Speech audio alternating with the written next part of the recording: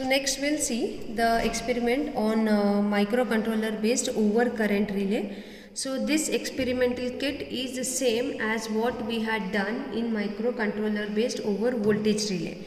The things here are same.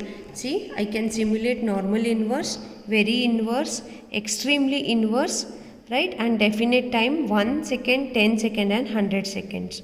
Okay, so we have to do experiment for all these characteristics to get all these characteristics, right. This is the section where I can set the current setting, okay, pickup value of the current, right. So like we have done in over voltage relay, R here is 1, okay, R is set to be 1, then 0.1 plus summation A stands for weight of these switches, right. So and IN is 1. So if when I want to set IS, whatever buttons I am starting, for example R is 1, so my IS will be 0.1 plus 0.02 plus 0.16. That would be my pickup current. Above that current only the relay will sense the sense whatever current is there is over current. So this is the setting of pickup value for current. This section is again setting TMS. Now the TMS I have set as 0.1 plus 0.1 plus 0.8, that is 1. So this bracket term TMS is 1. Here are the trip time characteristic settings. So according to what I have set now, 1, 2 and 3 are on and 4 is off. So I am simulating normal inverse curve. Right? Normal inverse, very inverse and extremely inverse are three inverse characteristics which will give you various slopes. Slopes would be of 1.3 second or 3 second, 1.5 second or 0.8 second, what you can see here.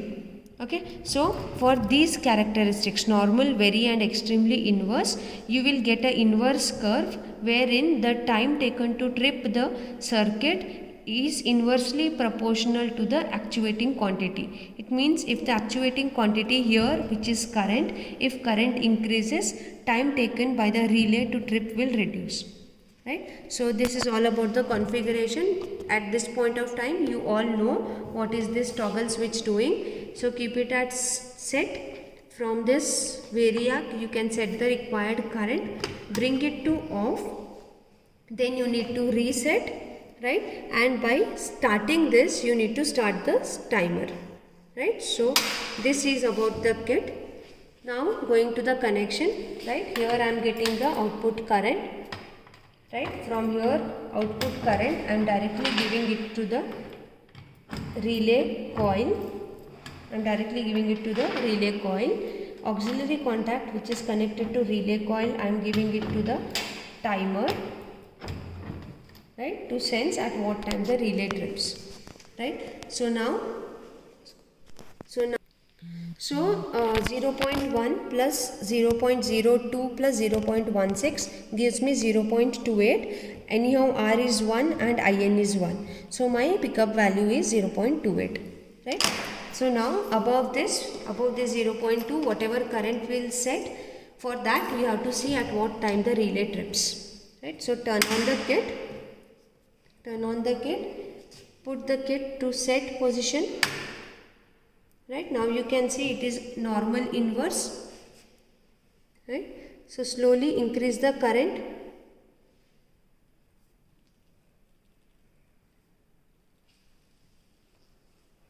so make it 1 amperes. You can see the sensing has started, the relay is sensing, right.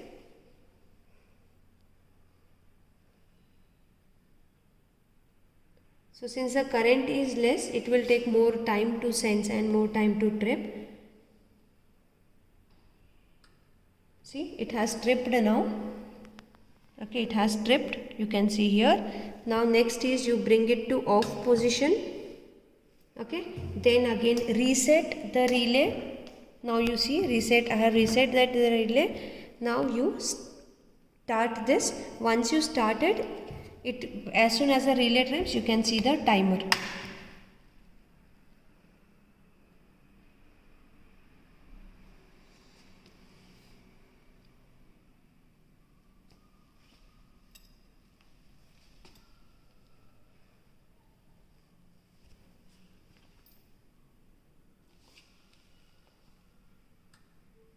See, so for 1.2 amperes or 1.4 amperes of current for TMS1 in a normal inverse mode, it takes 20.3 seconds to trip, right? So same thing, bring it to off, reset the relay, right? Now you change TMS to 0.5.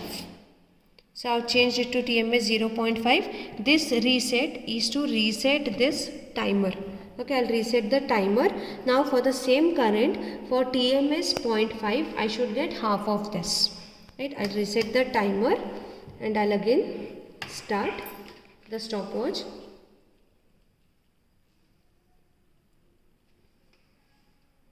You can see here the relay is blinking. See, since TMS have halved it, so the timer, the timer records the time exactly at the half of the last value where TMS was 1. So bring this to off, reset the timer, reset the relay, right? Bring this to TMS 1. Okay, now bring it to set position and check it for other value of current. Earlier it was 1.2, now you can go for 2 amperes, right? The procedure remains same. Set karke bring it to 2 amperes, bring it to off, right, and start it. So this time it will take very less time as compared to last. Right, for 1 amperes it was taking 20 seconds to trip. So for 2 amperes, see, it is taking at TMS 1 only 10 seconds to trip. Okay, the relay has tripped. If you want to check, you bring this to off, reset the timer, reset the relay, right? Bring this TMS to 0.5, right? For the same voltage 2 amperes. Now for TMS 0.5, you check what is the time taken to trip. See, now it is exactly half, it is 5.1. So this is the procedure to do the experiment on overcurrent relay kit. In the similar way, it's how I have done for normal inverse. This is for the normal inverse, right? You can vary it here. You can vary the trip time characteristics for, see, now I varied. You get the characteristics as definite time 10 seconds. Okay, definite time 10 seconds means whatever, see, for TMS 1, right, definite time 10 second means whatever be the current, just a minute.